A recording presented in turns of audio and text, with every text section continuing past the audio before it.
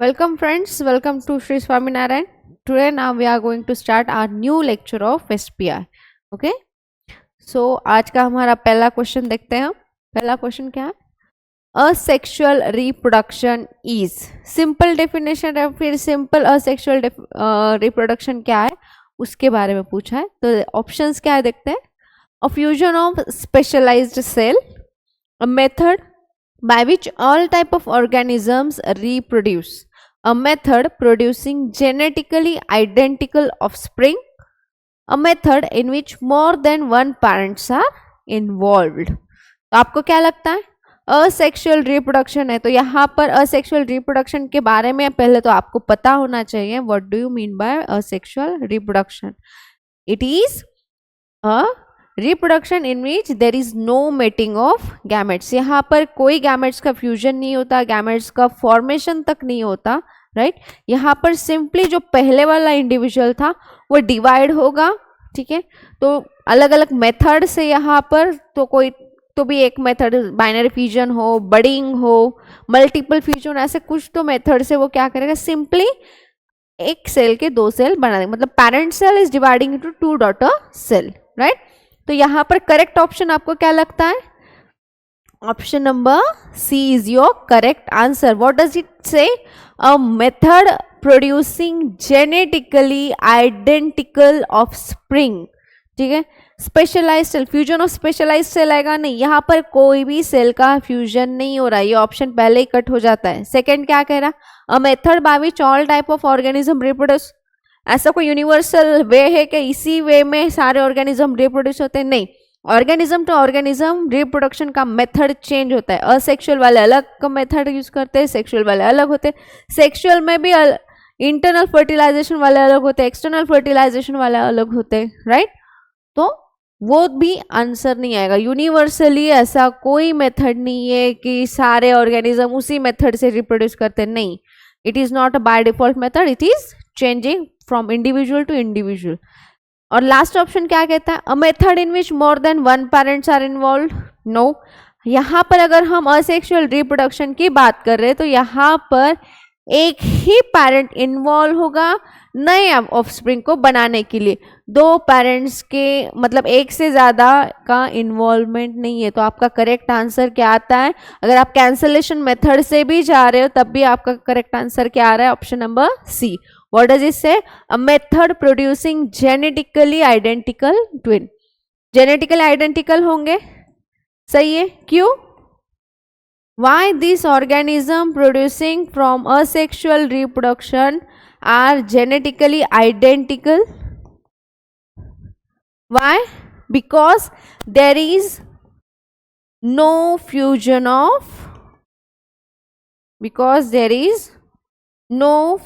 of gametes. Okay, यहाँ पर अगर गैमेट्स का फ्यूजन नहीं हो रहा है तो आपका जेनेटिकल मेकअप चेंज होने का सवाल ही नहीं होता. क्योंकि जब आप सेक्सुअल रिप्रोडक्शन करते हो तो वहां पर आपने देखा है एक वेरिएशन नाम का फिनोमेनन आता है जेनेटिक के पॉइंट ऑफ व्यू से, कि वहां पर क्या होता है, जो पेरेंट्स है उनकी as it is xerox copy नहीं बनती. हाँ, उनके कुछ कैरेक्टर्स बच्चों में आते हैं, वो रिजेंबल करते हैं अपने पेरेंट्स के कुछ कैरेक्टर्स में. जैसे कि मॉर्फोलॉजिकल अगर ह्यूमंस का देखा जाए तो आपकी आंख मम्मी की जैसी हो सकती है, मतलब कोई हेयर का स्ट्रक्चर फादर जैसा हो सकता है, हाइट मम्मी जैसी हो सकती है. ऐसे कुछ कैरेक्टर आप उनको रिजेंबल करते, लेकिन जेरोक्स कॉपी नहीं होती, राइट. लेकिन असेक्सुअल में as because they are producing from single individual, पहला पॉइंट तो ये कि एक सिंगल इंडिविजुअल असेक्सुअल रिप्रोडक्शन में इन्वॉल्व होता है. और दूसरा क्या है कि second one is that there is no fusion of gametes, so there is also not variation seen in the individual. Variation भी नहीं देखा जाता.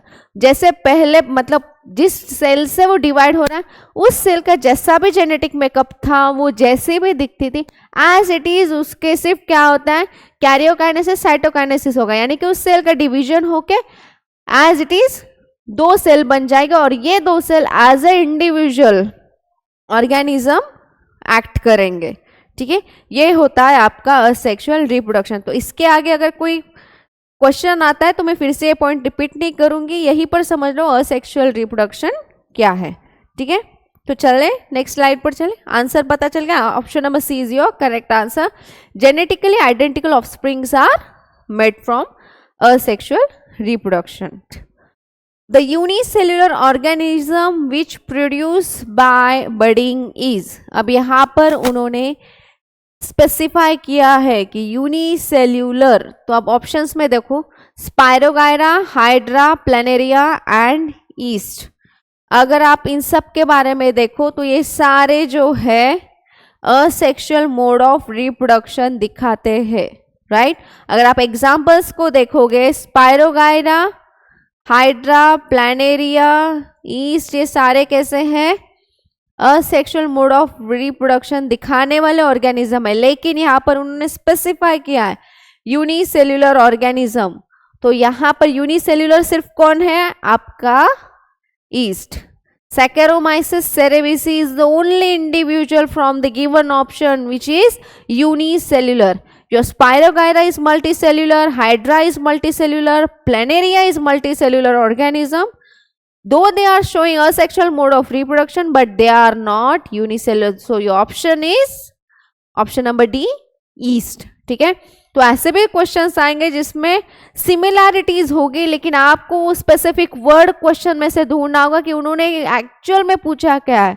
इसलिए मैंने पहले लेक्चर से आपको बताया था कि क्वेश्चंस ध्यान से पढ़ो, हाथ में पेंसिल रखो और वहां पर जो स्पेसिफिक वर्ड है उसको हाईलाइट करो। अब यहाँ पर यूनिसेल्युलर वर्ड को हमने हाईलाइट किया था।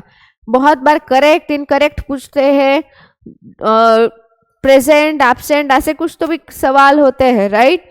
तो ऐसे जो वर्ड्स है जिस पर स्ट्रेस देने की ज़रूरत है, जिसको ध्यान में रखकर पूरा क्वेश्चन फ्रेम किया है, उसे अंडरलाइन करो। ऑब्वियसली ऑफलाइन पेपर है तो आपको उतना तो उन्होंने परमिट किया होगा कि आप पेंसिल यूज करके वहां पर एक छोटा सा क्वेश्चन मार्क वगैरह मतलब कुछ तो हाईलाइट कर लो कि आपको पता हो कि क्वेश्चन में एग्जैक्टली पूछा क्या गया है। यहाँ पर सिर्फ यूनिसेल्युलर पूछा है, ऑप्शंस को देखोगे तो सारे असेक्सुअल वाले हैं, लेकिन यूनिसेल्युलर सिर्फ कौन है इनमें से, ईस्ट। ठीक है, a multicellular organism which produces by budding. अब यहाँ पर उसी क्वेश्चन का डिफरेंट है। ऑप्शंस देखो, अमीबा, ईस्ट, लेशमानिया एंड हाइड्रा। अब ऑप्शंस को फिर से ध्यान में देखो, यहाँ पर पहले तो मार्क कर लो क्या पूछा, multicellular organism which is showing a sexual mode of reproduction that is one type budding. तो अब अमीबा यूनिसेल्युलर है, ईस्ट यूनिसेल्युलर, लेशमानिया यूनिसेल्युलर, लेकिन हाइड्रा मल्टीसेल्युलर है।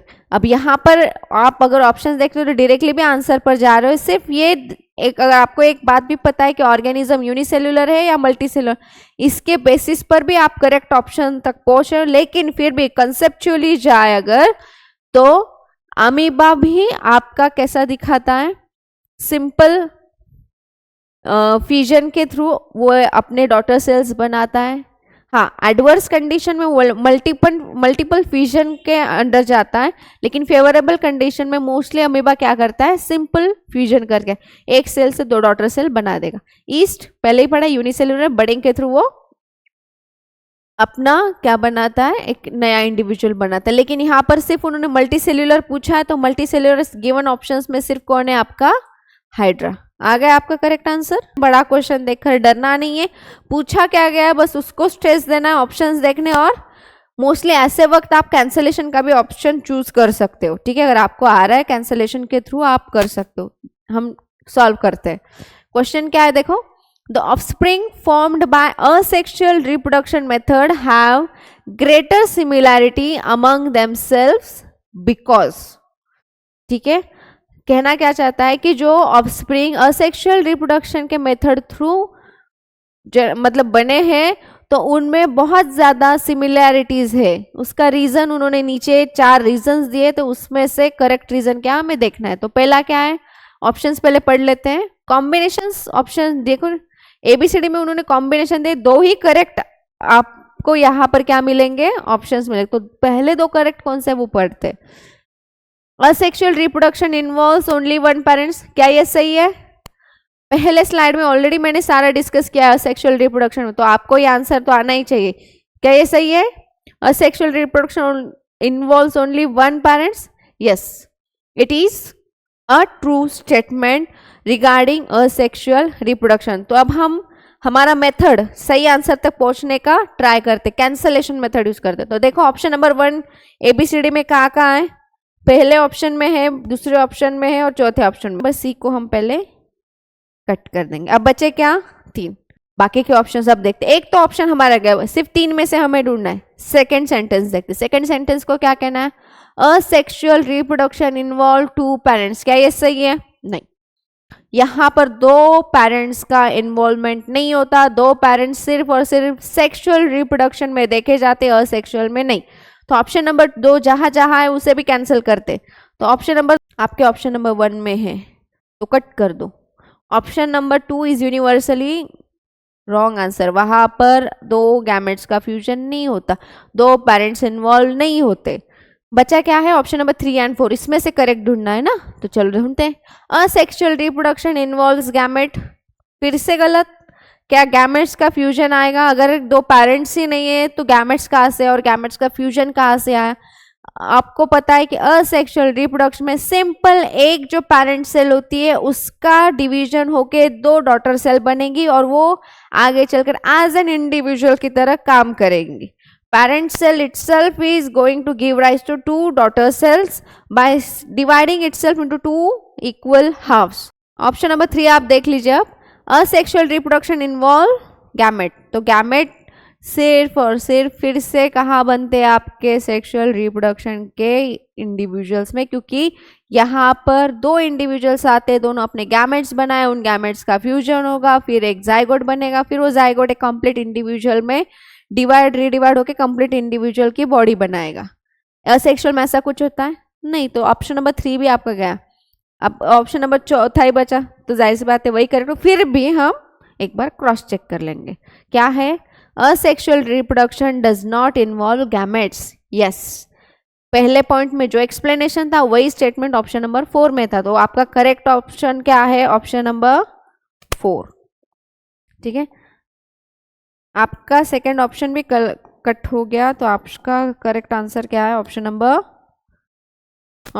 4, जिसमें पहला statement first and fourth statement is true regarding your sexual reproduction. यहाँ पर sentence बड़ा था, लेकिन अगर आपकी कॉन्सेप्ट क्लियर है इस पर्टिकुलर मोड ऑफ रिप्रोडक्शन के बारे में, तो यहाँ पर आप सही स्टेटमेंट्स के बारे में जान सकते हो और कैंसलेशन मेथड थ्रू आप डायरेक्टली आंसर तक पहुंच सकते हो। यहाँ पर आपको 3 आंसर ऑप्शंस मिले थे पहले कैंसलेशन के बाद, लेकिन सेकंड वाला ऑप्शन देखते आपके सिर्फ 2 ही ऑप्शंस बच गए। तो अब उसमें से तो आपको पहचानना तो हार्ड नहीं था, राइट।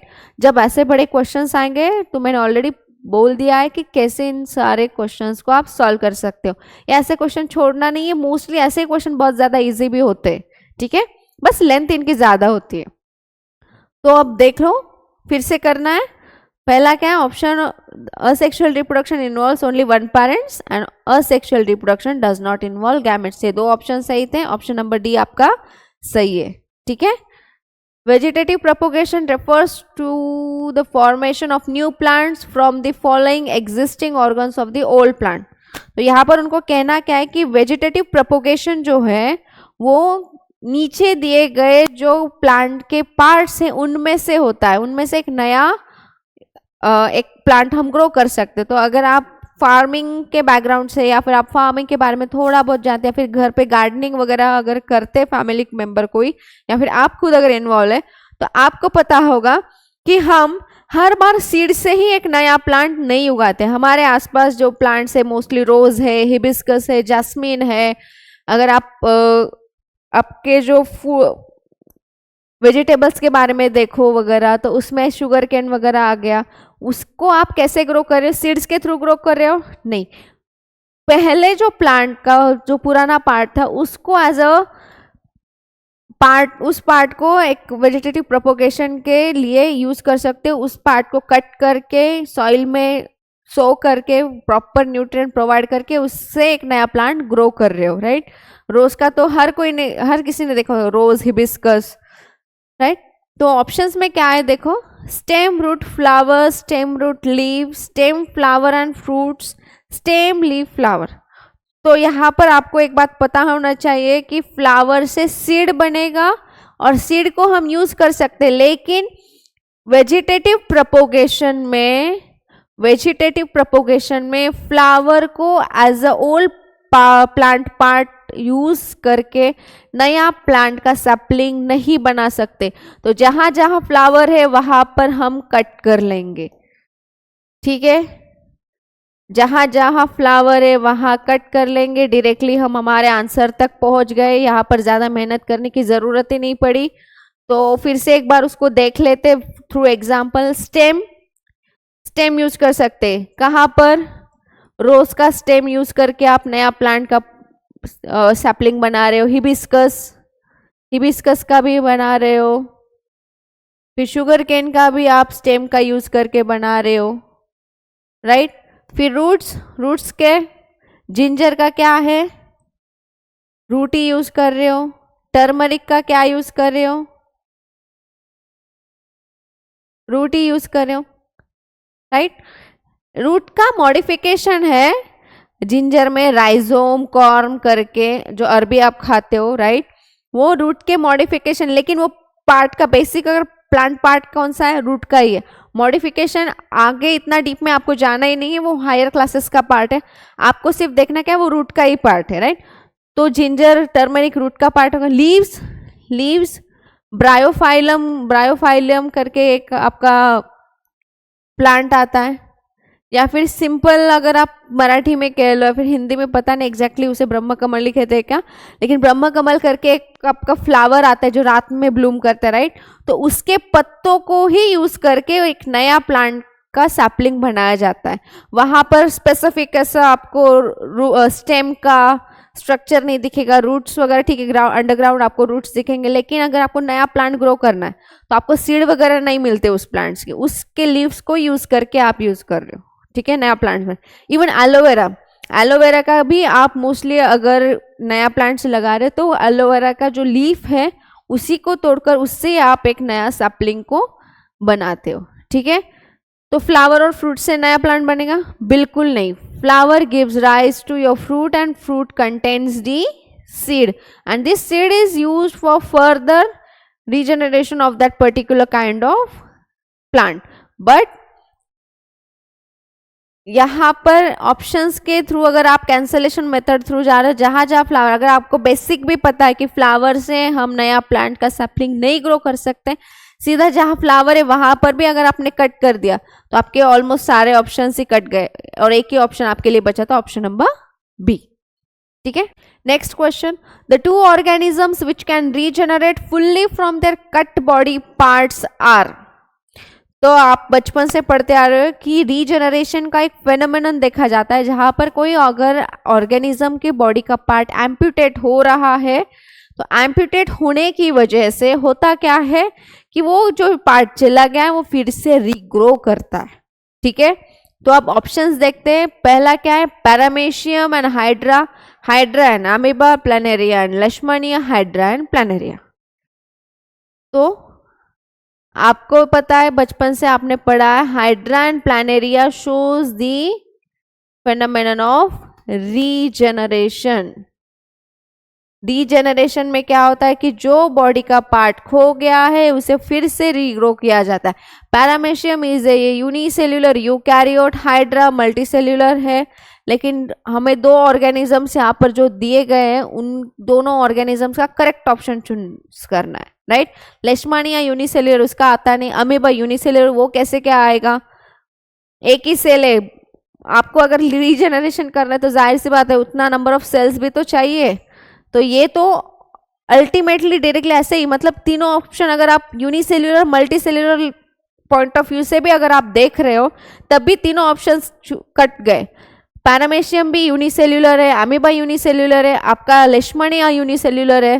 तो अगर रीजनरेशन करना है, कोई पार्ट बॉडी का चला जाता है तब रीजनरेशन देखा जाता है, तो उसके लिए मल्टीसेल्यूलर ऑर्गेनिज्म का होना जरूरी है। और यहाँ पर आपको दो ऑर्गेनिज्म पूछे और ऑप्शंस में भी आपको दो दो ऑर्गेनिजम्स के सेट दिए हुए, लेकिन आपको ये अगर एक पता है चीज कि यूनिसेल्यूलर कौन मल्टीसेल्यूलर, तब भी आप डायरेक्टली आंसर पर पहुंच जाते हो और पहुंच गए। Hydra Planaria multicellular organism. और अगर आप एक्सपेरिमेंटल थ्रू अगर आपने टेक्स्ट बुक प्रॉपरली पढ़ा है तो वहां पर आपको एक्टिविटी के तौर पर ये दिए गए थे ऑर्गेनिजम्स कि इनमें रीजनरेशन कैसा देखा जाता है, ठीक है। An alga which reproduce by the asexual reproduction method called fragmentation is, अब fragmentation asexual reproduction का एक मोड होता है fragmentation, तो वो given alga में से कौन है।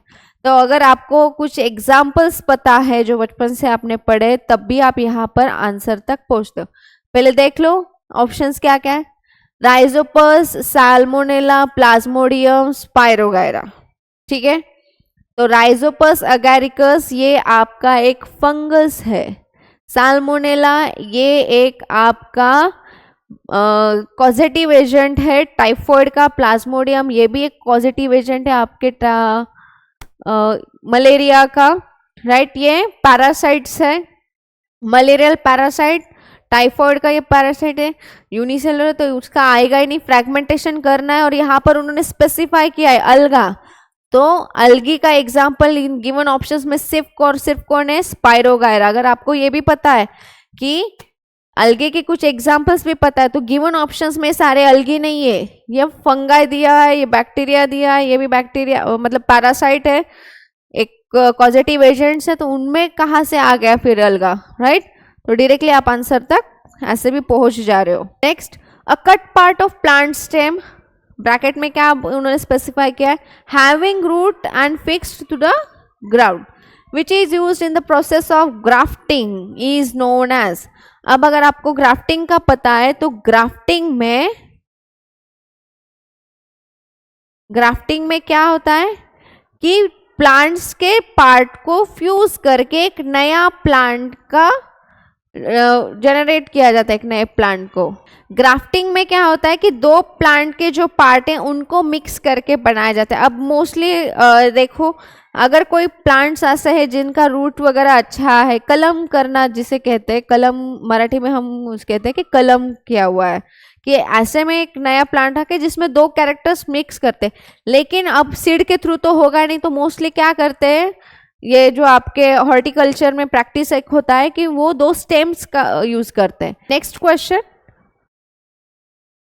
The cut part of plant stem having root and fixed to the ground which is used in the process of grafting is known as dash dash। तो आपको ग्राफ्टिंग का मेथड पता होगा कि ग्राफ्टिंग के मेथड में क्या करते हैं कि दो प्लांट्स के अलग मतलब सेम पार्ट होता है, पार्ट तो सेम ही होगा, लेकिन जो दो अलग अलग प्लांट्स हैं उनको एक साथ लाकर एक नया प्लांट्स का जनरेशन होता है। मोस्टली ये हॉर्टिकल्चर में बहुत ज़्यादा प्रैक्टिस किया जाता है। जो लोग गार्डनिंग में इन्वॉल्व होते हैं तो एक ही प्लांट पर अगर उन्हें आपने रोजेस का देखा होगा, बेस्ट एग्जांपल आपने रोजेस का देखा होगा कि प्लांट तो एक रहता है लेकिन उस प्लांट पर अलग अलग कलर के रोजेस आपको देखने मिलेंगे। ये कैसे हुआ, तो वहाँ पर उन्होंने क्या किया, तो जो बेस होता है, जो एक रूटेड हेल्दी रूट जिसमें है, ऐसा एक प्लांट का पार्ट होता है, ठीक है, जो पॉटेड होगा, यहाँ पर वो रूट सिस्टम प्रोवाइड करेगा और ऊपर फिर आपको रूट प्रोवाइड करेगा। और दूसरा पार्ट होता है कि जो क्या है कि आपको जो डिजायर्ड पार्ट होगा, मतलब डिजायर्ड जो कैरेक्टरिस्टिक, रोज का अगर आप एग्जाम्पल ले रहे हो, एग्जाम्पल इज रोज, तो मुझे एक ही प्लांट पर येलो और रेड कलर के फ्लावर्स चाहिए, तो मैं क्या करूंगी, एक रूटेड पार्ट लूंगी जो कि हेल्दी है और उस पर अब ये दोनों कलर के क्या करूंगी, ऐसे प्लांट्स जिस पर येलो कलर और रेड कलर इंडिविजुअली ग्रो कर रहे थे, अब इन दोनों को मैं एक ही प्लांट में लाऊंगी। तो लाऊंगी कैसे, रेड कलर वाले का मैं एक स्टेम का पार्ट लूंगी, ठीक है, और येलो का भी लूंगी, रेड का भी लूंगी। तो इसको क्या कहते हैं, जो ऑलरेडी रूटेड। और यहाँ पर एक जो पिक्युलरिटी इसमें क्या होनी चाहिए कि जो पार्ट को मैं एज अ शूट की तरह यूज करेंगे, उसमें एक छोटा सा बर्ड होना चाहिए कि जो कि प्रमोट करेगा आपके स्टेम्स की फॉर्मेशन के लिए। तो ठीक है, यहाँ पर रिक्वायरमेंट क्या कि एक या फिर दो छोटे छोटे बर्ड्स होना चाहिए, ठीक है। तो ये जो पार्ट है जो कि आपका रूटेड प्लांट्स पर, जो रूटेड स्टेम है उसके ऊपर जाएगा, इसको कहोगे आप स्कियन, ठीक है। और जो ऑलरेडी रूटेड है, जो कि सपोर्ट करेगा अपर पार्ट्स को जिसमें बर्ड है और बर्ड को आगे फिर स्टेम्स में जनरेट करने के लिए, तो वो होगा आपका स्टॉक। इसको याद कैसे रख सकते हो? रूट है, उसको उतना अपने में ताकत चाहिए कि वो स्टॉक जो है वो सारा मतलब न्यूट्रिएंट्स वो ऊपर वाले को प्रोवाइड कर सके। इसलिए इस लॉजिक से भी आप स्टॉक और स्कियन को याद रख सकते हो, ठीक है। जो रूटेड है उसे कहोगे स्टॉक, और जो इस स्टॉक के ऊपर जाएगा वो होता है आपका स्कियन। और स्कियन के पास रिक्वायरमेंट क्या है, क्या होना चाहिए उसके पास? एक छोटा सा बर्ड, एक या दो बर्ड होने चाहिए जो कि आगे चलकर स्टेम का फॉर्मेशन करेंगे। सिर्फ प्लेन स्टेम ले लिया और यहाँ पर ग्राफ्टिंग कर ली, नहीं, ऐसा नहीं होता। वहां पर एक बर्ड का होना जरूरी। यूजुअली पोमोग्रेनेट का जो बनता है नया प्लांट के सैपलिंग जो बनते हैं वो इसी मेथड से होते हैं, ठीक है। तो यहां पर होगा क्या कि ये आपका आया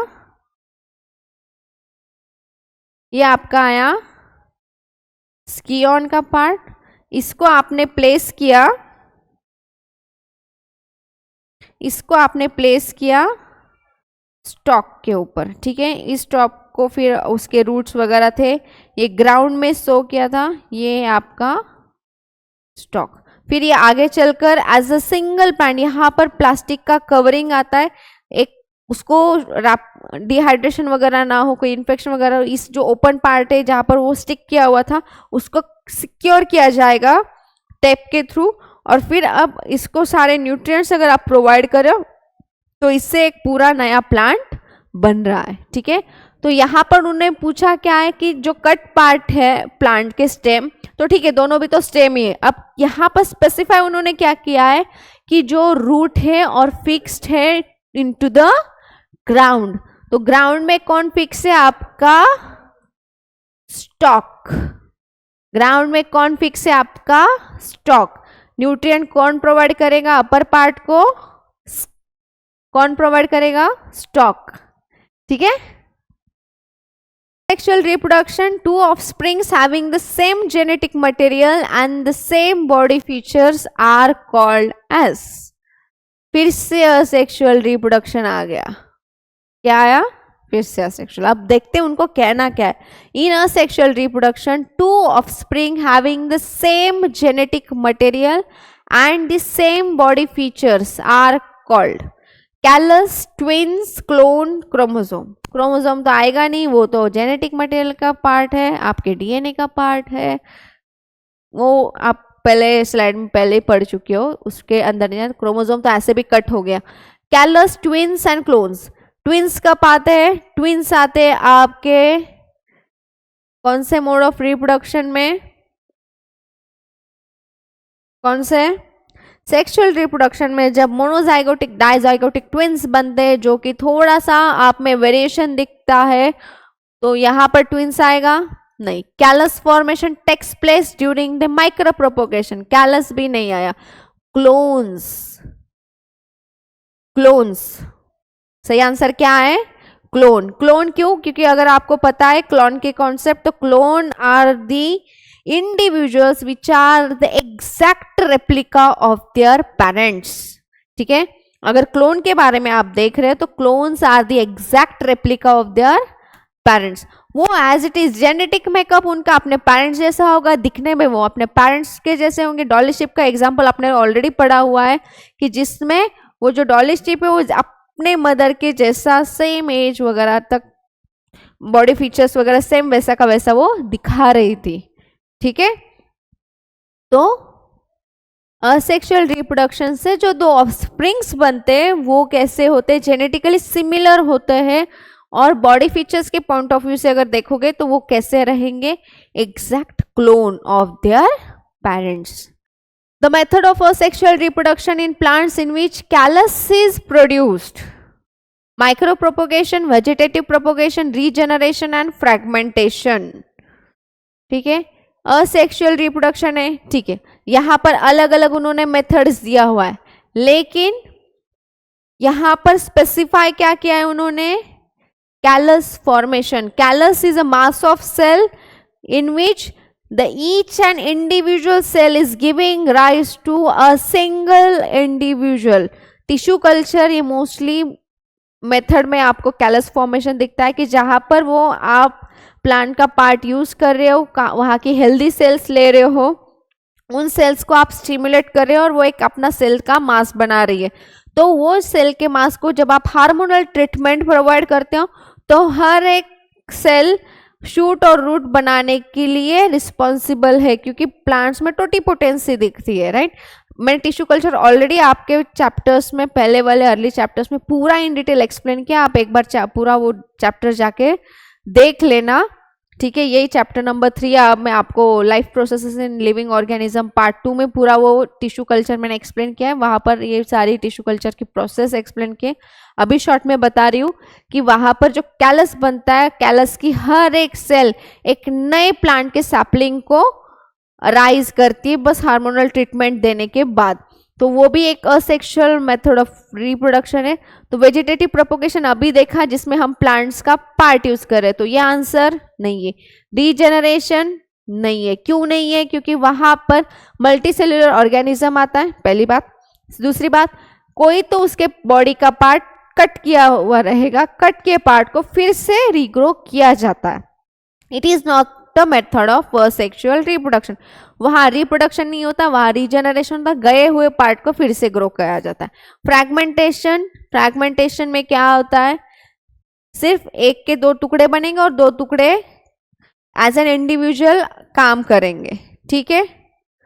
तो सही आंसर क्या है, micro propagation. Option number A is correct. Option number A is correct. Why? Because there is formation of callus. That's why option number A is correct.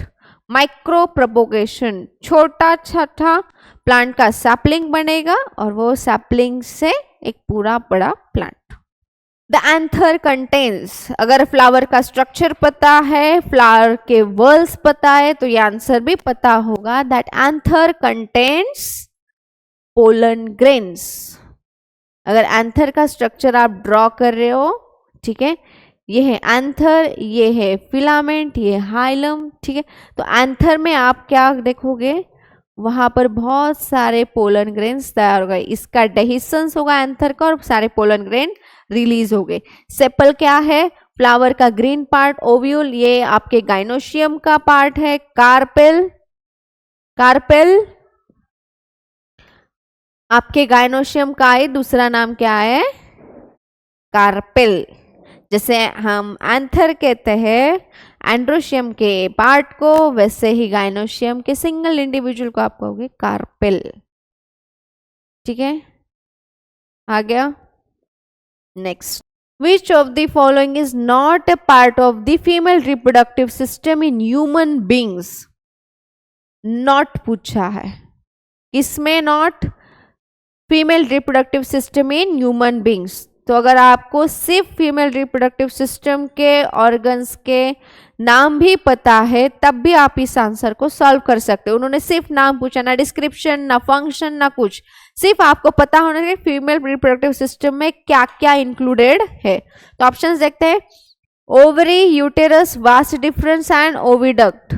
Ovary जहां पर आपका एक फॉर्म होगा, यूटेरस यानी कि वूम सिंपल लैंग्वेज में, oviduct passage from through, that is transferopoma. Vast difference is a part of male reproductive system. तो आपको अगर नाम भी पता है सीधा आप ऑप्शन से जाते हो. फैक्चुअल क्वेश्चन है, आता है तो आता है, नहीं आता तो नहीं आता, ठीक है. डायरेक्टली आंसर तक आप यहाँ पर पहुंच सकते हो. आपको सिर्फ बेसिक क्या पता होना चाहिए कि नाम पता होने चाहिए, किसमें क्या ऑर्गन्स है, मतलब सिस्टम में मेल रिप्रोडक्टिव सिस्टम के क्या ऑर्गन्स है और फीमेल रिप्रोडक्टिव सिस्टम के क्या आंसर है, ठीक है. ना फंक्शन है ना कुछ. Next, one of the following is not a part of human male reproductive system. अब अगर ह्यूमन मेल के पता है तो फीमेल मेल के पता है, तो फिर से आप यहीं पर सेम आंसर है, बस सिस्टम चेंज कर दिया गया. तो testis, oviduct, seminal vesicle, prostate gland. तो अगर आपको पता है टेस्टिस मेल का पार्ट है, सेमिनल वेसिकल, प्रोस्टेट ग्लैंड भी आपके मेल रिप्रोडक्टिव सिस्टम का पार्ट है, ओविडक्ट आपके फीमेल रिप्रोडक्टिव सिस्टम का पार्ट है। तो आपका सही आंसर क्या है यहाँ पर? ओविडक्ट। स्पेसिफाई क्या करना है? नॉट पूछा है, किसका not? Is not a part of male reproductive system. तो गिवन ऑप्शंस में क्या है? ओविडक्ट। वो किसका पार्ट है? आपके फीमेल रिप्रोडक्टिव सिस्टम का पार्ट है। फिर से ये भी फैक्चुअल क्वेश्चन आता है तो आता, नहीं आता तो नहीं आता। Next, which of the following is not a sexually transmitted diseases? Gonorrhoea, hepatitis, syphilis and AIDS. तो यहां पर भी आपके मोस्टली जो हेल्थ एंड हाइजीन है, रिप्रोडक्टिव हेल्थ एंड हाइजीन, उसका ये पार्ट है जिसमें सेक्सुअली ट्रांसमिटेड डिसीजेस है उनके नाम उन्होंने पूछे हैं कि यहाँ पर फिर से नॉट पूछा है कि गिवन ऑप्शंस में क्या नहीं है। AIDS obviously it is STDs, syphilis भी वही है, गोनोरिया भी आपके सेक्सुअली ट्रांसमिटेड डिसीजेस में ही आता है। Hepatitis is not a sexually transmitted disease, ठीक है। हेपेटाइटिस ये आपके सेक्सुअली ट्रांसमिटेड डिसीजेस में नहीं आता, ये भी एक फैक्चुअल क्वेश्चन ही था। Next, which of the following method of contraception protects a person from acquiring a STDs or sexually transmitted diseases? Oral pill, condom, copper T and surgery. तो यहां की एसटीडीज को एसटीडीज से प्रोटेक्ट करने वाला कौन सा मेथड है? ठीक है, सारे मेथड जो ऑप्शंस में दिए गए, no doubt they are all the method of contraception, but यहां पर उन्हें स्पेसिफाई क्या किया है, आपको सिर्फ पूछा क्या है कि ऐसा कौन सा मेथड है कि जिससे आप एसटीडी से बच सकते हो। ठीक है, तो किससे बच सकते हो? ऑब्वियसली कॉन्डम्स, राइट, क्योंकि ओरल पिल आप इंटरनली कुछ तो ले रहे हो, इंटरनली ले रहे हो, तो oral pill as a STDs के अगेंस्ट काम नहीं करेंगे। कॉपर्टी वो भी आईयूसीडी है, इंट्रायूटेराइन कॉन्ट्रासेप्टिव डिवाइस है, वो भी आपको इस सब से नहीं बचा सकती। सर्जरी का तो यहाँ कोई रोल ही नहीं है, सर्जरी यहाँ पर क्यों ऑप्शन से पता नहीं। ठीक है, तो सही ऑप्शन क्या है? Condom, because it is a physical method of barrier, right. तो condoms is your correct answer. In a flower the part that produce male and female gametes are respectively. अब यहाँ पर आपको फीमेल वर्ल्स पता होने चाहिए, ठीक है, मतलब mail and female reproductive whorls पता होने चाहिए फ्लावर के। अगर फ्लावर का आपको स्ट्रक्चर पता है तो आप इस आंसर तक पहुंच सकते हो। फ्लावर्स में 4 मेन इसेंशियल वर्ल्स हैं, ठीक है, मतलब 4 वर्ल्स है, इसमें से 2 है इसेंशियल, 2 है एक्सेसरी। इसेंशियल वर्ल्स में कौन आता है? इसेंशियल वर्ल्स में कौन आता है? आपका एंड्रोशियम एंड गाइनोशियम, ठीक है। एक्सेसरी वर्ल्स क्यों? क्योंकि वो फर्टिलाइजेशन को हेल्प करेंगे। तो एक्सेसरी वर्ल्स में आता है आपका calyx and Corolla. Simple term में कैलेक्स को कहते हैं सेपल और कोरोला को कहते हैं पेटल्स। ठीक है, आया यहां तक ध्यान में? तो यहां पर उन्होंने क्या पूछा है कि जो मेल और फीमेल रिप्रोडक्ट मतलब मेल और फीमेल गैमेट्स बनाने के लिए रिस्पॉन्सिबल है, ऐसे कौन से 2 पार्ट्स है? तो ऑप्शंस क्या है? Sepal and anther, filament and stigma, anther and ovary, stamen and style. ठीक है, तो अगर आप इंडिविजुअली एंड्रोशियम को और गाइनोशियम को देख रहे हो तो androecium is made up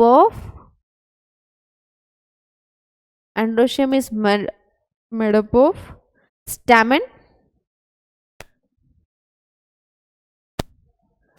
and gynoecium individual member is known as carpel. This is stamen. Individual member of androecium is stamen. Individual member of gynoecium is carpel. अगर आप इन पार्ट्स को देखो तो ये है आपका stigma, pipe like structure, style, जहां से आपका जो पोलन ट्यूब है वो पास होगा और नीचे है आपका ओवरी, ठीक है। अगर स्टैमेन के इंडिविजुअल पार्ट को अगर आप देखोगे, ये है एंथर जहां पर पोलन ग्रेन्स का फॉर्मेशन होगा, और ये है आपका फिलामेंट, राइट। यहां तक क्लियर है, ठीक है। तो ऑप्शंस में उन्होंने और भी ज्यादा डीप में जा चुके हैं, वो सुपरफिशियल ऑप्शंस नहीं, ऑप्शंस में अब यहाँ पर वो गड़बड़ी कर रहे हैं। गड़बड़ी कैसे कर रहे हैं, और डीप में जाने की कोशिश कर रहे हैं। लेकिन अगर आपको बेसिक की सारी चीजें पता है कि फ्लावर का स्ट्रक्चर क्या है, डायग्रामेटिकली कहो या थियोरेटिकली, मैंने आपको थियोरेटिकली एक्सप्लेन किया, डायग्रामेटिकली भी बहुत ईजी है कि आपके वो टेक्स्ट बुक में ऑलरेडी दिया हुआ है कि डायग्राम्स में उन्होंने क्या दिया, 4 ओवल्स, एक फ्लावर है, हिबिस्कस का फ्लावर इमेजिन करो, उसमें आपको गाइनोशियम देखने मिलेगा, एंड्रोशियम देखने मिलेगा, एक्सेसरी वर्ल्स यानी कि क्या, कि वो क्या क्या चीजें हैं, पहले तो फ्लावर में क्या क्या चीजें वो देख लो, क्या क्या है। इसेंशियल वर्ल है, एक्सेसरी वर्ल है। इसेंशियल वर्ल जो कि एक्चुअल आपके फर्टिलाइजेशन में रिस्पॉन्सिबल है, सीड फॉर्मेशन में इन्वॉल्व है, वो होते हैं आपके इसेंशियल। और एक्सेसरी वर्ल क्या, इस फर्टिलाइजेशन को ऑटोमेटिकली प्रमोट तो नहीं कर सकते, उसे और सपोर्ट करने के लिए आप अबायोटिक और बायोटिक एजेंट्स का यूज करो। अगर बायोटिक एजेंट्स का यूज करो तो उनको लालच देने के लिए कुछ तो चाहिए, तो कलर के लिए करोला है, कैलेक्स वगैरह जो सपोर्ट कर रहा है, ठीक है। आपका कैलेक्स का काम क्या है, सपोर्ट करने, सारे वर्ल्स को प्लेस करता है। ग्रीन कलर का अगर आपने रोज देखा तो नीचे ग्रीन कलर का पार्ट दिखता है आपको, वो पेटल जैसा, लीफ जैसा स्ट्रक्चर, वो क्या है, कैलेक्स। करोला पेटल्स बहुत कलरफुल, ब्राइट, अलग अलग शेप्स और साइज के, right. Androecium, gynoecium, androecium is your male reproductive part and gynoecium is female reproductive part of flower. Individual member of androecium is stigma, individual member of gynoecium is carpel, ठीक है। ये क्या है, carpel, individual member is carpel of gynoecium. अगर carpel को आप पूरा detail में पढ़ रहे हो तो कार्पेल में 3 चीजें आती है, स्टिग्मा, स्टाइल और ओवरी। स्टैमेन में 2 चीजें आती है, एंथर और फिलामेंट। तो यहाँ पर सिर्फ क्या पूछा है, मेल और फीमेल गैमेट्स बनाने के लिए कौन रिस्पॉन्सिबल, तो सेपल और एंथर आएगा नहीं, सेपल तो एक्सेसरी वाले, उसका सिर्फ सपोर्ट का काम है, वो बनाने के लिए तो इंडिविजुअल रिस्पॉन्सिबल नहीं, यहाँ ऑप्शन गया। फिलामेंट एंड स्टिग्मा नहीं, स्टिग्मा तो सिर्फ स्टिक पोलन ग्रेन को स्टिक करने के लिए हेल्प कर रहा है, फिलामेंट एंथर को सपोर्ट कर रहा है, नहीं, ये भी ऑप्शन गया। नेक्स्ट एंथर एंड ओवरी, सही है, एंथर में आपके पोलन ग्रेन्स बन रहे, ओवरी में आपके ओव्यूल्स बन रहे। फिर भी एक लास्ट ऑप्शन क्यों छोड़ना, देख लेते, स्टैमेन एंड स्टाइल। स्टैमेन तो ठीक है आपका पूरा एंड्रोशियम का एक सिंगल इंडिविजुअल मेंबर, लेकिन स्टाइल, स्टाइल तो आपका गाइनोशियम का एक छोटा सा पार्ट है, पूरा गाइनोशियम भी नहीं है। और वो स्टाइल का काम कैसे, वो पैसेज प्रोवाइड करता है पोलन ट्यूब के लिए। तो गैमेट्स कहाँ से बना रहा है, वो गैमेट्स बना कौन रहा है, ओवरी बना रही है। यहाँ पर मेल गैमेट पोलन ग्रेन्स कौन बना रहा है, एंथर बना रहा है। तो सही ऑप्शन आपका क्या, option number C, anther and ovary. अगर आपको ये सारा पूरा फ्लावर का स्ट्रक्चर इन डिटेल पता है तो आंसर भी आपको आएगा। Next, which of the following is the correct sequence of events of sexual reproduction in flower. Flower में अब इमेजिन करो फर्टिलाइजेशन हो रहा है, बेसिक इवेंट अगर आप सेक्सुअल रिप्रोडक्शन का देख रहे हो तो पहला आता है फर्टिलाइजेशन, पहला इवेंट होता है फर्टिलाइजेशन। लेकिन ह्यूमंस के मामले में यहाँ पर फ्लावर्स को उन्होंने क्या स्पेसिफाई किया है कि फ्लावर्स यानी कि प्लांट्स में देखो, प्लांट्स में पहला नेसेसरी क्या है कि पहले तो पॉलिनेशन होना जरूरी है। पॉलिनेशन क्यों, क्योंकि नॉट नेसेसरी कि जो मेल और फीमेल के जो पार्ट्स है वो एक ही फ्लावर में प्रेजेंट हो या फिर एक ही प्लांट में प्रेजेंट हो, ठीक है। पपाया में अगर आपने देखा होता है एक मेल प्लांट अलग होता है, फीमेल प्लांट अलग होता है, तो मेल प्लांट से मेल फ्लावर में से पोलन ग्रेन्स लेना पड़ता है, वो फीमेल प्लांट के फीमेल फ्लावर तक, उसके गाइनोशियम के पार्ट तक वो पोलन ग्रेन्स पहुंचाने होता है। अगर डिस्टेंस ज़्यादा तो पॉलिनेशन भी पॉसिबल नहीं। बायोटिक एजेंट्स अगर इन्वॉल्व भी करे, बायोटिक और बायोटिक एजेंट्स पॉलिनेशन में रोल प्ले भी करे तो उनकी फ्रीक्वेंसी ऑब्वियसली मैटर करेगी ही करेगी। लेकिन बेसिक इवेंट यहाँ पर क्या है कि पहले प्लांट्स में नेसेसरी है फर्टिलाइजेशन से ही पहले पॉलिनेशन होना। तो पॉलिनेशन कहाँ कहाँ है, चारों ऑप्शंस में पॉलिनेशन है, ठीक है, पॉलिनेशन हो गया। नेक्स्ट पॉलिनेशन हुआ, पोलन ग्रेन स्टिग्मा तक गया, स्टिग्मा से पोलन ट्यूब फॉर्म हुआ, ओवरी तक वो गया और वहां पर मेल न्यूक्लिया गया, डबल फर्टिलाइजेशन हुआ, फर्टिलाइजेशन होने के बाद अब एक जायगोट मतलब एम्ब्रियो बना, ठीक है। तो पॉलिनेशन सभी तरफ है, सीक्वेंस पूछा है ना, लेकिन तो पहला पॉलिनेशन कहाँ कहाँ है, ऑप्शन नंबर ए और ऑप्शन नंबर सी में पहला इवेंट पॉलिनेशन दिया है। यहाँ पर सीड तो पहले बनेगा नहीं, करेक्ट सीक्वेंस पूछा है। और एक चीज यहाँ पर नोट करो, सीक्वेंस पूछा है, तो पॉलिनेशन हो रहा है, ऑप्शन कौन से है, ए और सी। तो बाकियों को पहले कट करो, बी को कट करो, डी को कट करो, अब आधा काम बच गया। नेक्स्ट, पॉलिनेशन के बाद फर्टिलाइजेशन, पॉलिनेशन के बाद फर्टिलाइजेशन, ठीक है, फर्टिलाइजेशन हुआ, फर्टिलाइजेशन के बाद क्या बनता है, जाइगोट। एक पहली सेल जो फ्यूजन से बनती है वो होती है zygote, and zygote further divides redivides to form an embryo. अब एम्ब्रियो बना, कहाँ बना, ऑप्शन नंबर सी में एम्ब्रियो बना, ऑप्शन नंबर सी में एम्ब्रियो बना। और एम्ब्रियो बनने के बाद फिर उसका कन्वर्जन किस में हुआ, सीड में हुआ, क्योंकि जो आपका एम्ब्रियो था नॉट नेसेसरी अब वो आगे चलकर फेवरेबल कंडीशन ही है और वो ग्रो ही कर रहा है। अगर कोई क्लाइमेटिक की कंडीशन की डिमांड है तो वो क्लाइमेट अगर नेक्स्ट सीजन में आ रहा है तो तब तक क्या करेंगे, तो सीड के फॉर्म में उस एम्ब्रियो को उसको डॉर्मेंसी में भेजा जाता है। एम्ब्रियो को आगे डिवीजन करके ग्रोथ ना करके वहां पर डॉर्मेंसी में भेजकर उसे सीड में इंटैक्ट किया जाता है, ठीक है।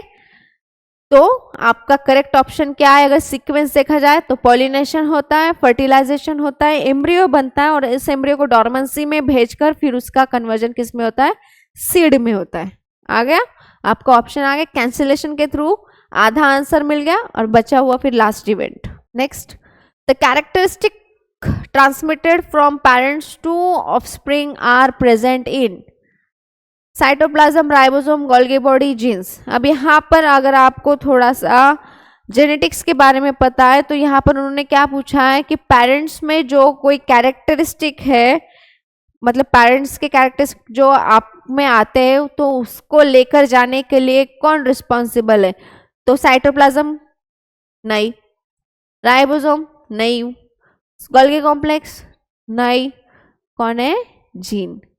Gene is a small fragment of DNA, और डीएनए इंडिविजुअल का डीएनए किसके लिए रिस्पॉन्सिबल है, आपका पूरा हेरिडिटरी जो भी इंफॉर्मेशन एंसेस्टर से लेकर अब तक के जितने भी कैरेक्टर्स है, आप कैसे दिखोगे, कैसे चलोगे, कैसे आपके बॉडी फीचर्स है, सारी इंफॉर्मेशन किसके पास होती है, डीएनए के पास। और जीन क्या है, उसे डीएनए का एक छोटा सा फ्रैगमेंट है, लेकिन वो बाकी के जो ऑप्शंस दे वो क्या है, वो सेल के सिर्फ कंपोनेंट्स है, सेल की सिर्फ ऑर्गेनेली है। साइटोप्लाज्म वो सारा एक मीडियम है, ribosome and Golgi bodies are the cell organelle, ठीक है। तो कैरेक्टरिस्टिक ट्रांसमिट अगर करना है इंडिविजुअल से दूसरे, मतलब नए इंडिविजुअल जो ऑफस्प्रिंग है उसमें अगर कैरेक्टरिस्टिक ट्रांसपोर्ट करना है तो वो कहाँ से होगा, through the genes. Next, in human males the testes lies in the scrotum outside the body because it helps in यहाँ पर उन्होंने कंसेप्चुअली जाने का कोशिश किया है, फैक्चुअल नहीं है, कंसेप्ट है। Process of mating, formation of sperm, easy transfer of sperm, all of the above. तो यहाँ पर करेक्ट ऑप्शन है आपका फॉर्मेशन ऑफ स्पर्म, क्योंकि स्पर्म फॉर्मेशन के लिए बॉडी टेम्परेचर से कम टेम्परेचर होना जरूरी होता है, because the sperm formation is not promoted by the body temperature which is actually the individual is possessing. Normal body temperature से कम टेम्परेचर होना जरूरी, तो इसीलिए क्या किया गया, टेस्टिस को प्रोस्टेट आपके स्क्रोटम सैक में डिसेंड किया हुआ है, क्योंकि आउटसाइड द बॉडी होने की वजह से टेम्परेचर ऑब्वियसली वैरी करेगा, कम करेगा, जो कि किसके लिए प्रमोट करेगा, आपके स्पर्म्स के फॉर्मेशन के लिए, ठीक है। And not it is not responsible for mating and also not for responsible for transfer of sperms. All of the above होने का सवाल ही नहीं आता, ठीक है। Just it is responsible for formation of sperms. And next, during adolescence, several changes occur in the human body. Mark one change from the following associated with the sexual maturation in boys. सिर्फ यहाँ पर boys में adolescent period में क्या changes आते हैं वो देखना है। Loss of milk teeth, increase in height, cracking of voice and weight gain. Loss of milk teeth वो तो बचपन में ही हो जाता है, वो तो ऑप्शन ऐसे भी कट हो जाएगा। Increasing height, the individual is growing through out time, तो स्पेसिफिक एडोलेसेंट पीरियड में ऐसा कुछ अलग चीज नहीं होता कि हाँ उसी समय में उस पर्टिकुलर इंडिविजुअल की हाइट ग्रो करेगी। तो अगर लॉजिकली देखा तभी आंसर कट ही होगा और कंसेप्चुअली भी कट ही होगा।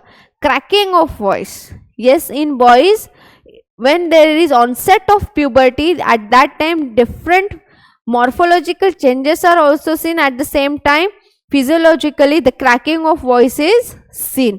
weight gain, ये तो आप कभी भी देखो वेट गेन हो ही सकता है, बट छोटे हो तभी होगा, बूढ़े हो गए तभी होगा। वेट गेन का आपके प्यूबर्टी से कोई लेना देना नहीं है। तो यहाँ पर एडोलेसेंस का उन्होंने स्पेसिफाई किया है और बॉयज को स्पेसिफाई किया है, और ये जो बाकी के जो फिनोमेनन है वो हर एक इंडिविजुअल में दिखते हैं इरिस्पेक्टिव ऑफ जेंडर।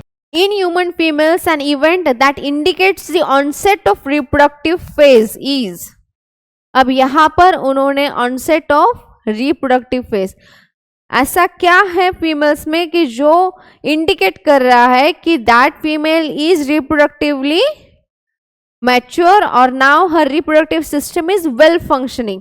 तो क्या है? Growth of body, change in hair patterns, change in voice and menstruation. So what is your correct answer? Menstruation.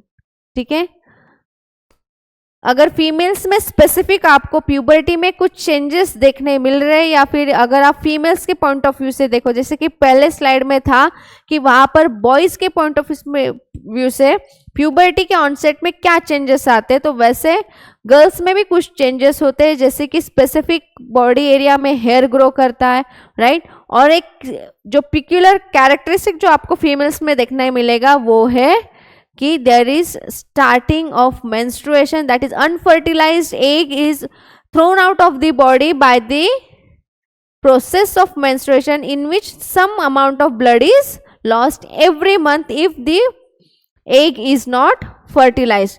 तो और एक कॉन्सेप्ट यहाँ पर याद रख लो, that is onset of puberty is known as menstruation in female। ठीक है, और अगर इस मेंस्ट्रुएशन का स्टॉप होना है, और ये ऑनसेट मोस्टली आपके एडोलेसेंट पीरियड में या फिर प्यूबर्टी के वक्त देखने मिलेगा। ठीक है, तो अब ये आज के लाइफस्टाइल के हिसाब से एज कम हो गया है, it is 10 to 13 year old girls में, फीमेल चाइल्ड में ये मेंस्ट्रुएशन का स्टार्ट होगा। और जहाँ पर ये मेंस्ट्रुएशन स्टॉप होता है, when menstruation stop, that process is known as menopause. And this menopause is seen in the females ranging the age from 40 to 45 years। अभी years, ये जो age है ये भी कम होते जा रहा है। आफ्टर द 35 to 40 years में अभी ये menopause के symptoms most of the females में देखने मिले, लेकिन ये lifestyle की बात है। आपके पॉइंट ऑफ व्यू से सिर्फ इतना जरूर है, that is the event which indicates the onset of reproductive phase in female, it is menstruation। the offspring formed as a result of sexual reproduction exhibit more variations because, यहाँ पर statement का अलग question है कि यहाँ पर उन्हें क्या कहना है कि वेरिएशंस क्यों दिखते हैं, सेक्सुअली रिप्रोडक्शन के वक्त वेरिएशंस जो आते हैं वो क्यों आते हैं। सो sexual reproduction is lengthy process, नहीं इसका तो कोई रोल ही नहीं है। Genetic material comes from two parents of different species, genetic material comes from two different parents of same species, genetic material comes from many parents। तो अगर आपको sexual reproduction की कॉन्सेप्ट पता है, ठीक है,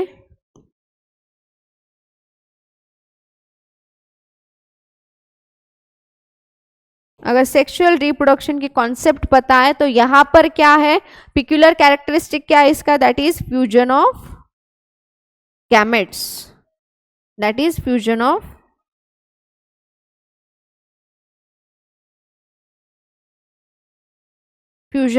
gametes। और इस फ्यूजन ऑफ गैमेट्स से आपका क्या बनता है, जाइगोट बनता है। ठीक है, पहले तो ये क्लियर कर लो कि सेक्सुअल रिप्रोडक्शन में मेन इवेंट्स क्या है, कि सेक्सुअल रिप्रोडक्शन में फ्यूजन ऑफ गैमेट्स होता है, जाइगोट होता है। अगर गैमेट्स है तो एक ही पेरेंट्स के गैमेट्स रोल प्ले करेंगे, नहीं, यहाँ पर मेल फीमेल दोनों गैमेट्स जरूरी है। ठीक है, female gametes and male gamete both are necessary. Female gametes को अगर आप कंसिडर करते हो वो कौन है आपका, ओवम, ठीक है, और मेल गैमेट क्या है आपका, स्पर्म, ठीक है, this both are the gametes. अब पॉइंट्स को प्रॉपरली देखो, sexual reproduction is a lengthy process, वो लेंदी है या शॉर्ट है इससे कोई मतलब नहीं, यहां पर उन्होंने सिर्फ क्या पूछा है, वेरिएशंस क्यों आ रहा है, स्पेसिफाई क्या किया है, स्पेसिफाई किया कि वेरिएशन जो सेक्सुअल रिप्रोडक्शन के बाद जो ऑफस्प्रिंग्स है उनमें वेरिएशंस क्यों आ रहा है, तो इससे प्रोसेस के लेंदी और शॉर्ट होने का कोई मतलब है नहीं, ये ऑप्शन पहले ही कट हो गया।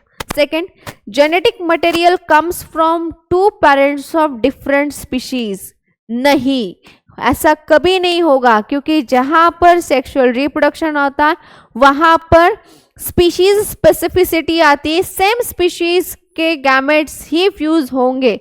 जब गैमेट्स फ्यूजन होता है इंटरनल फर्टिलाइजेशन में तो कोई दिक्कत नहीं, लेकिन अगर आप एक्सटर्नल फर्टिलाइजेशन कभी आप पढ़ रहे हो सेक्सुअल रिप्रोडक्टिव मेथड में, तो वहां पर स्पीशीज स्पेसिफिसिटी आती है कि सेम स्पीशीज के ही गैमेट्स फ्यूज होंगे, स्पेसिफिक टाइप्स के रिसेप्टर प्रेजेंट होते हैं। वो बहुत डीप का पार्ट है, आपके लिए सिर्फ इतना ही जरूरी कि अगर सेक्सुअल रिप्रोडक्शन हो रहा है तो वहां पर सेम स्पीशीज के पेरेंट्स का होना जरूरी है, डिफरेंट नहीं। तो ऑप्शन नंबर 2 भी गया, बचा क्या, third and fourth. Genetic material comes from two parents of same species, yes, same species का होना जरूरी है, सेक्सुअल रिप्रोडक्शन सिर्फ सेम स्पीशीज में होता है। Option number C is correct. फिर भी ऑप्शन नंबर डी एक बार देख लेते हैं, genetic material comes from many parents, no, polyploidy is not seen, यहाँ पर मल्टीपल पेरेंट्स का इंडिविजुअल के फॉर्मेशन में कोई रोल नहीं, हमें सिर्फ दो गैमेट्स चाहिए, एक मेल चाहिए और फीमेल चाहिए, दोनों के फ्यूजन से एक सेल बनेगी, वो होगी आपकी पहली सेल जाइगोट, और ये जाइगोट का डिवीजन होगा, रिडिवीजन होगा और एक कंप्लीट ऑर्गेनिज्म की बॉडी बनेगी, ठीक है। तो option number C is your correct answer. One of the following process does not lead to the formation of clones and this is, यहां पर आपको क्या स्पेसिफाई करना है, अब असेक्सुअल रिप्रोडक्शन, ठीक है।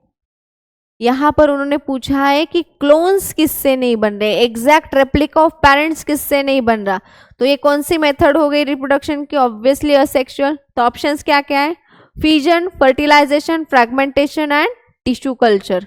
Fusion, it is a method of asexual reproduction, fragmentation method of sexual reproduction, tissue culture, micro propagation, पहले स्लाइड्स अगर आपने ऑलरेडी देखी हुई है तो उसमें आपको पता चलेगा, ये सारे जो तीनों मेथड्स है option number A C D all are the process of asexual reproduction.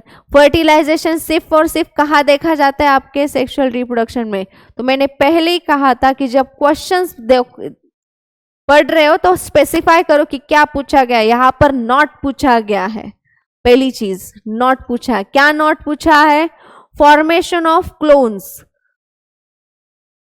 Clones किससे नहीं बन रहे, क्लोन्स क्या है, एग्जैक्ट रेप्लिका ऑफ पेरेंट्स, वो जेनेटिकली सेम है, मॉर्फोलॉजिकली सेम है, पूरा एग्जैक्ट जेरोक्स कॉपी है अपने पेरेंट्स का।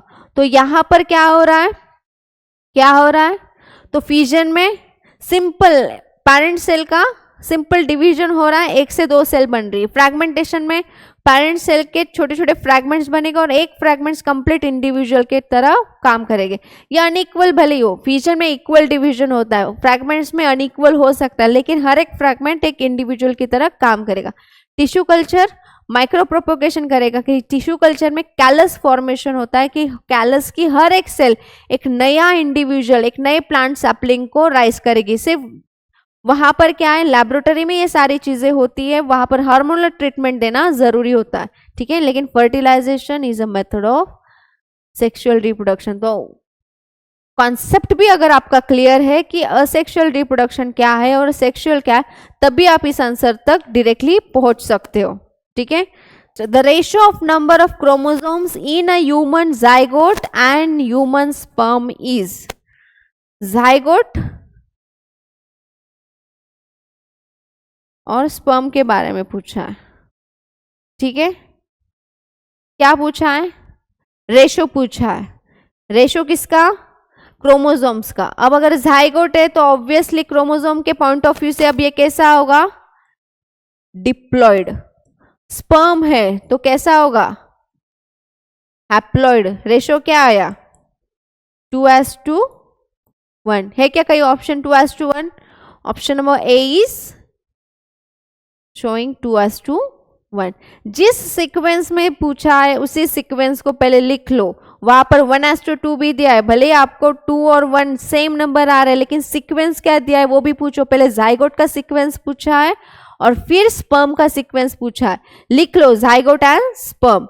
अगर क्रोमोसोम के पॉइंट ऑफ व्यू से देखोगे तो zygote is a complete set of chromosome. Zygote में दोनों पेरेंट्स से इक्वल नंबर ऑफ क्रोमोसोम आते हैं और एक नई सेल डिप्लॉयड कंडीशन को एज इट इज रिस्टोर करती है। तो ऑब्वियसली जाइगोट है डिप्लॉयड। और स्पर्म में क्या होता है? मियोटिक डिवीजन के थ्रू स्पर्म्स का फॉर्मेशन होता है जिसमें क्रोमोसोम का नंबर रिड्यूस किया जाता है, क्योंकि हमें पॉलीप्लॉइडी नहीं करनी है। एज इट इज नंबर कितने भी जनरेशन हो उस इंडिविजुअल के, स्पीशीज कौन सा भी हो, लेकिन उसका क्रोमोसोम का नंबर रिटेन करना है। तो उसके लिए एक ही ऑप्शन है कि आप जब गैमेट्स बना रहे हो तो पहले गैमेट्स में उस नंबर को रिड्यूस करो, ताकि जब उसी स्पीशीज के 2 गैमेट्स फ्यूज होंगे तो पहले ही जैसे उस इंडिविजुअल का रियल जेनेटिक मेकअप था, जितना क्रोमोसोम नंबर था वो एज इट इज क्या होगा? रिटेन होगा। ठीक है, तो स्पर्म्स नहीं, यहां पर अगर ओवम भी रहा, तो जब गैमेट्स की बात आती है they are haploid. Zygote is diploid. तो रेशो पूछा है, सीक्वेंस जाइगोट की है और फिर स्पर्म की है, तो zygote sperm, diploid haploid. Ratio 2:1। Options में 2:1 का है, देखो और सही ऑप्शन करो। So our next question, the normal body cell of organism contain 28 pair of chromosome and the number of chromosomes present in its germ cells will be। तो पहले तो कंडीशन क्या है वो ध्यान रख लो। सो एंड सो इंडिविजुअल है, उसके क्रोमोसोम्स के उन्होंने क्या पूछे हैं? जर्म सेल में नंबर पूछे, दिया क्या गया है? पेयर के फॉर्म में उन क्रोमोसोम को दिया। तो पहले लिख लो क्या क्या है गिवन। अभी मैथमेटिक्स का नहीं है बट फिर भी दिया क्या है? 28 पेयर से, मतलब टोटल कितने नंबर ऑफ क्रोमोसोम्स होंगे इनमें? 56 क्रोमोसोम्स। ठीक है, लेकिन पूछा क्या है? नंबर ऑफ क्रोमोसोम्स दिए हैं पेयर्स में, पूछा है नंबर्स। ठीक है, किस में? जर्म सेल्स में। ठीक है, ध्यान रखो पूछा क्या गया है, दिया क्या गया है और किस में दिया है। अब जर्म सेल्स है तो जाहिर सी बात है कोई भी हो सकता है, मेल जर्म हो या फीमेल जर्म सेल्स हो, there is no doubt. Individual का टोटल नंबर ऑफ क्रोमोसोम्स क्या है? 56। आपको बताते वक्त उन्होंने क्या बताया? सिर्फ और सिर्फ पेयर के फॉर्म में बताया। कितने पेयर थी? 28। अब आगे चलकर आपको सिर्फ क्या निकालना है? नंबर ऑफ क्रोमोसोम्स कितने हो सकते हैं जर्म सेल्स में, तो हाफ करो। तो जब मेयोटिक डिवीजन होती है, जर्म सेल बनती है, तो क्रोमोसोम का नंबर रिड्यूस होता है। तो 56 divided by 2 is your 28 chromosome. 28 number of chromosomes is seen in your germ cell। ठीक है, अगर इसी को मैं पेयर के फॉर्म में, उन्होंने पूछा है लेकिन सिर्फ पूछा क्या? नंबर पूछा है, पेयर्स पूछे है क्या? नहीं। अगर पेयर पूछते तो मैं क्या करती? अगर पेयर पूछते तो 28 का सेट बनाती, 2-2 का, तो वो कितने आते हैं? 14 पेयर ऑफ क्रोमोसोम। ठीक है, दैट इज 28। अगर 28 number of chromosomes germ cells में दिखते, नंबर्स पूछा है तो हम नंबर्स को ही देखेंगे। तो ऑप्शन में कहीं 28 है? हाँ है। तो ऑप्शन में 56 भी आया, 14 भी आया, 28 भी आया। कंफ्यूजन क्रिएट करने के लिए सारे ऑप्शंस दिए, लेकिन आपको पूछा क्या, उसको स्पेसिफाई करो। पेयर्स के फॉर्म में उन्होंने आपको क्रोमोसोम्स का नंबर दिया, लेकिन पूछा नंबर के फॉर्म में है, तो पहले पेयर्स लिख लो। टोटल नंबर कितने आएंगे, 56। अब 56 का पहले तो हाफ करो। जर्म सेल्स में सिर्फ कितने क्रोमोसोम्स देखने मिलेंगे, 28 नंबर ऑफ क्रोमोसोम्स। मेल हो फीमेल हो छोड़ दो, लेकिन जर्म सेल है, उसके हर एक जर्म के सेल के पास कितना होगा, 28। अगर पेयर के फॉर्म में पूछते तो कितना आता, 14 पेयर ऑफ क्रोमोसोम। तो यहां पर नंबर स्पेसिफाई किया, तो option number A is correct. ठीक है, इस क्वेश्चन को फिर से ध्यान से एक बार पढ़ो और समझो। ऐसे भी क्वेश्चंस आ सकते हैं, सब कुछ आपको आता है, लेकिन ट्रिकी ट्विस्ट उनको कर देंगे, ट्विस्ट करके वर्ड्स का यहाँ पर वो कंफ्यूजन क्रिएट करेंगे। वक्त जा सकता है, कॉन्सेप्ट पता हो, लॉजिक अगर आपका सही काम कर रहा है तो आंसर भी सही आएगा। ठीक है, दैट्स इट फॉर टुडे।